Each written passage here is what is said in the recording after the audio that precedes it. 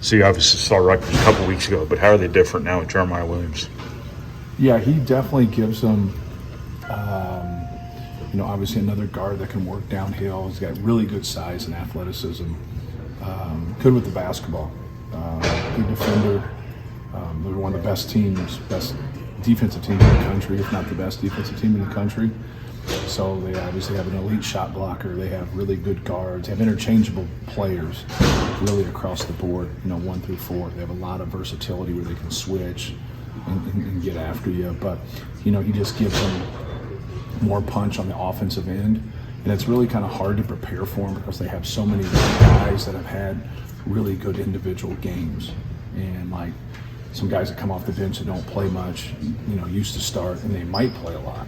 They got guys that'll start that could play the whole game, or they might play half the game. He just kind of feels his way through, I think, his rotation in that first half and see who's cooking, and then sticks with him a little bit more. But sounds like and kind of looks like that he's a staple.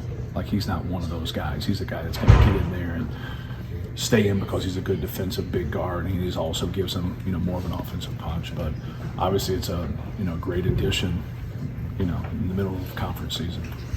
Just when you look back at the first Rutgers game, what can you carry over? What can you do better? What need to take from it? Well, I thought our defense in the first half was really good. Held them to the fewest amount of points in the first half they've had all season at that point. I didn't think our defense was really good in the second half. We've had that issue when we've really played well in the first half. It's just, I don't know, just human behavior, whatever. Our attention to detail is not quite as good. That's kind of been flip-flopped here. I thought defensively we did some good things at the end of the Ohio State game.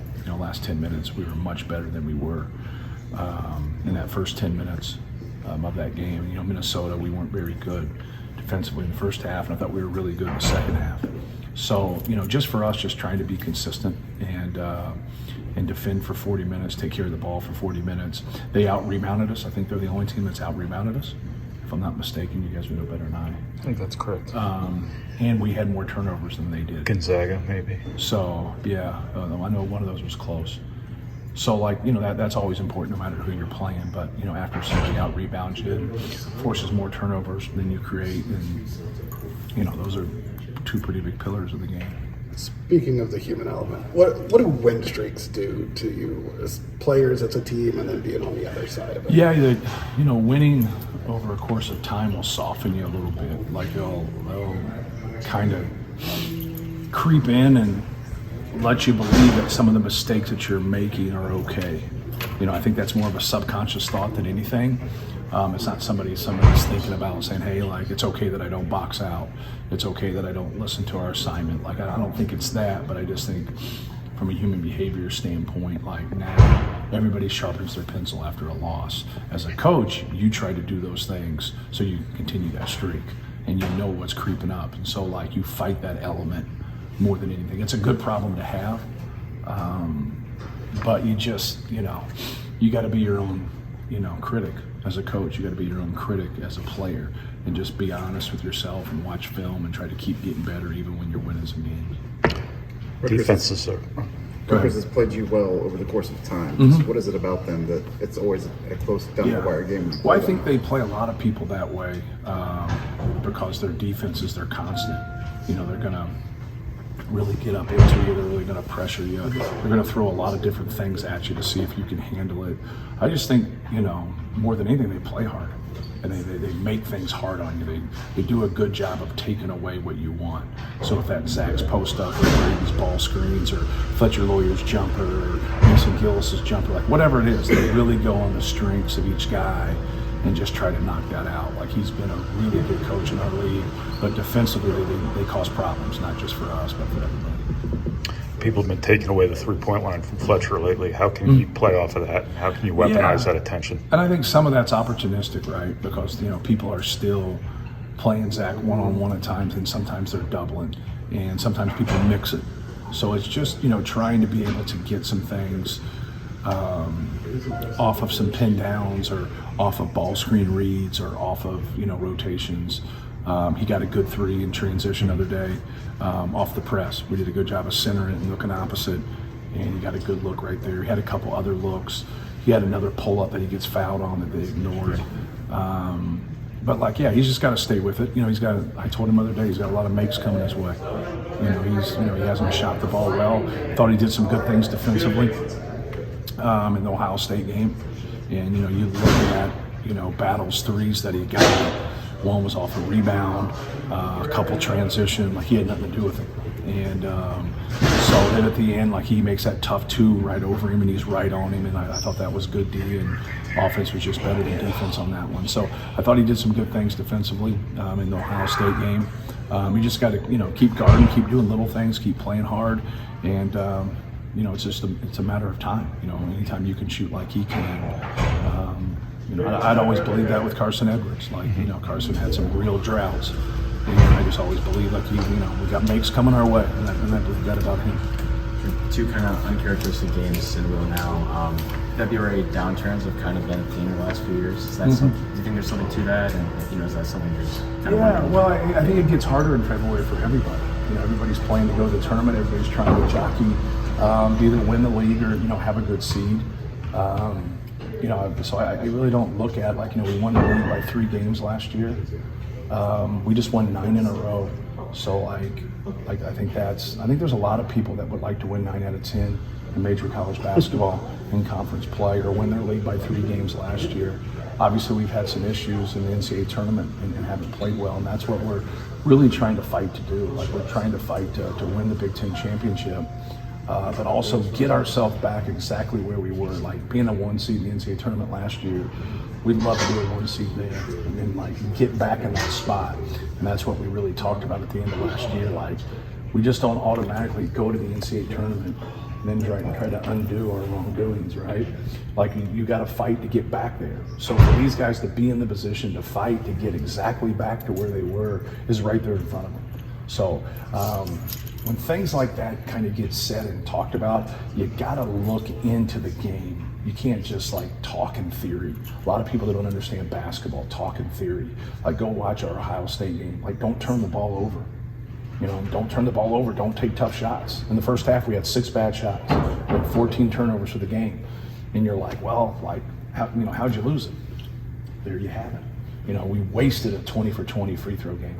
How in the hell can you lose a game going 20 for 20 from the line? But I also think it's a good thing. We've had some struggles shooting free throws, and so that was kind of a silver lining for us. But you got to play better to win. You just do. If you want to not be down 8 at halftime, then guard Mitchell and Christie from Minnesota. If you don't want to guard them, then they're probably going to make some threes right there. In the second half, we did that. I thought we played much better defense in the second half in that last 10 minutes. But be better because of it. But those turnovers, they led to a lot of points on the other end. So we needed Ohio State to play against us in the half court more, and we just didn't do that. So that's the functionality of things, and working on those things. That's the importance of it. There's no question about that. That's the importance. I understand why Ethan's getting in the games, but would you like to see him be more aggressive offensively? Who's that? Ethan. Seems like he's a couple years ago shot very well from the outside. And It's for him, he'll get into some different scenarios where he's on the defense offense right. swap out at times, but he's got an 8-to-1 assist turnover ratio. He makes pretty good decisions. He tries to get the ball where it needs to be. If he's wide open right there, he needs to step up and knock that down.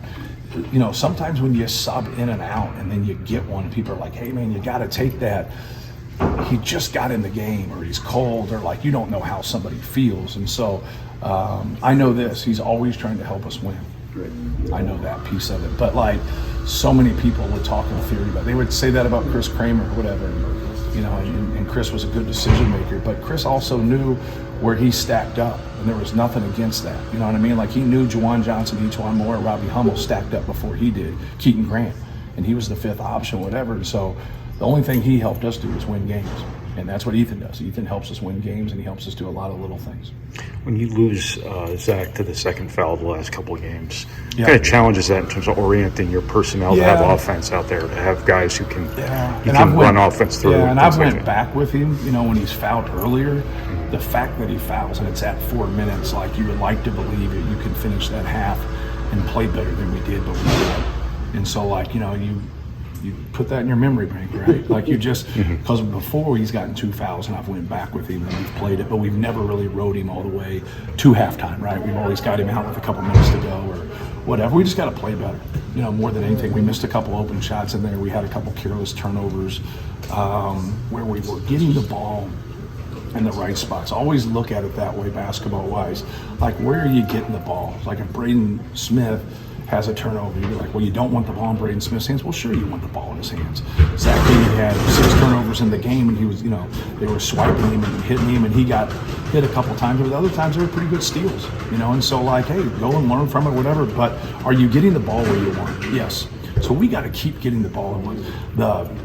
The plays you went back are the bad shots and then the turnovers, right? Like, you just keep taking good shots. We're such a good offensive rebounding team, and you saw that in the second half, right? You saw that we out-rebounded by 14 in the second half, which is pretty dominant. But we still had a first half where they out-rebounded us by 1. So, but no, it's just a balance of things. You got to execute, you got to get good shots, and then your effort's got to be at a high level. Speaking of the offense a little bit, was part of it when Edey and Smith were getting the ball, it seemed like Ohio State was doing a good job of delaying your offense and getting into stuff a little later. Yeah, I mean, they weren't doing anything different than they've done before. Yeah, I thought they were more consistent defensively. I thought they've been pretty inconsistent at times this year, especially late in games. But like, give them credit. I thought their defense was really good. They did some really good things. Just got to make good decisions, and like I thought we did for the most part. We just didn't have enough cracks at it because of those turnovers. Like, we're getting it where we want it, and then we're turning it over.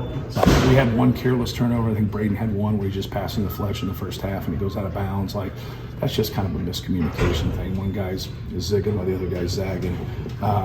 But the other one's like Zach just exposed the ball a little bit too much, and he'll work on it and be better because of it. But besides that, there was nothing else common. Besides we had 5 or 6 shots in the first half we just absolutely shouldn't take, and we got to be better with that. But with that being said, I don't like our guys losing their confidence or losing their aggressiveness. You got to still be aggressive, but you still have to understand time and score, situational stuff. What do they want and what do you want? Like, don't give the defense what they want. Like, show a little resolve, show a little bit of patience, swallow your pride a little bit, and move the basketball, and good things will happen. When the shots aren't falling, how do you instill that confidence in them? Yeah, get on the glass. When we get quality shots, our offensive rebound percentage is still pretty good. When we get quality shots, we set our defense, and that's what you want. You want them to be able to go against a set. If they had to go against a set defense the whole game, we win the game. Even shooting the same percentage, like, we win the game. But when they're just getting 22 points in transition to our 5, like, you're not going to, we're just making it hard on ourselves. You talked about the turnovers, but on the offensive end, with the forcing turnovers. Yeah. Earlier this season, you talked about when you do more of that. It's kind of been an area of struggle. What's the trade-off? Yeah, no question. You just got to know your team. So, like, we're not going to be an ultimate pressure team, but we can have active hands, whether that's in ball screen defense or we double the post or things of that nature, and there you can generate some more turnovers. But when teams take care of it and do a good job of it, sometimes we're not going to be a team that turns people over, and that's just who we are. But we can still be a good team defensive group. So, but it is an area that we like to be better in. We've made a little bit of kind of subtle strides, but we haven't. We are who we are, right? That's our personnel. So for me, I want to trade that off by taking care of the basketball, because I think we can take care of the basketball better. And so when we do take care of the basketball, it offsets that if we have games where we're not forcing a lot of turnovers.